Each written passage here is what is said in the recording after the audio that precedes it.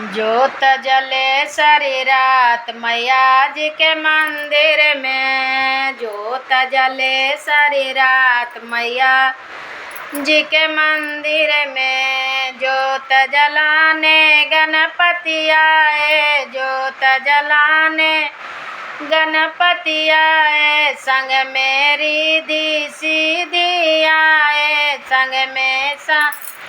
संग में रिद्धि सिद्धि आए। शंख बजे दिन रात मैया जी के मंदिर में। शंख बजे दिन रात मैया जी के मंदिर में। ज्योत जले दिन रात मैया जी के मंदिर में। ज्योत जलाने बर्मा जी आए, ज्योत जलाने बर्मा जी आए। संग में अपना ब्राह्मणी को लाए, संग में अपना ब्राह्मणी को लाए।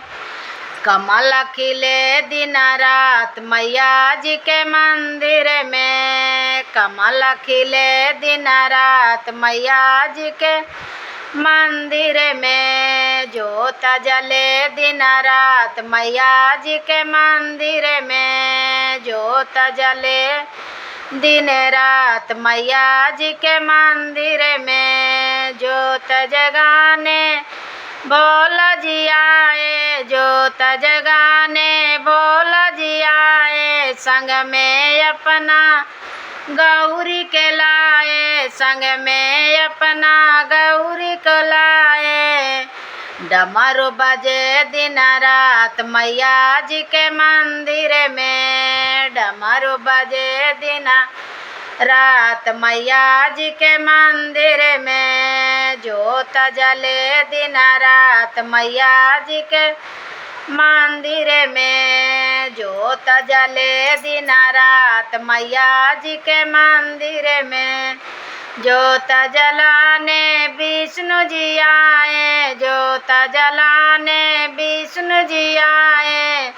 संग में अपना लक्ष्मी को लाए, संग में अपना लक्ष्मी को लाए।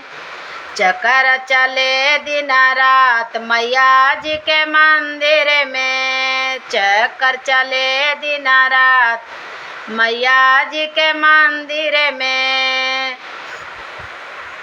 ज्योत जले दिन रात मैया जी के मंदिर में। ज्योत जले दिन रात मैया जी के मंदिर में। ज्योत जलाने कृष्ण जी आए, संग में अपनी राधा को लाए। ज्योत जलाने कृष्ण जी आए, संग में अपनी राधा को लाए। बंसिया बजे दिन रात मैया जी के मंदिर में। बंसिया बजे दिन रात मैया जी के मंदिर में। ज्योत जले दिन रात मैया जी के मंदिर में।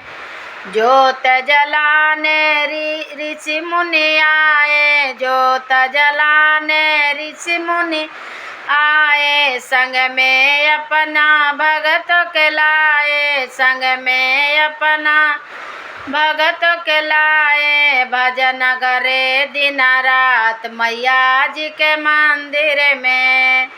भजन गावे दिन रात मैया जी के मंदिर में। ज्योत जले दिन रात मैया जी के मंदिर में। ज्योत जले दिन रात मैया जी के मंदिर में।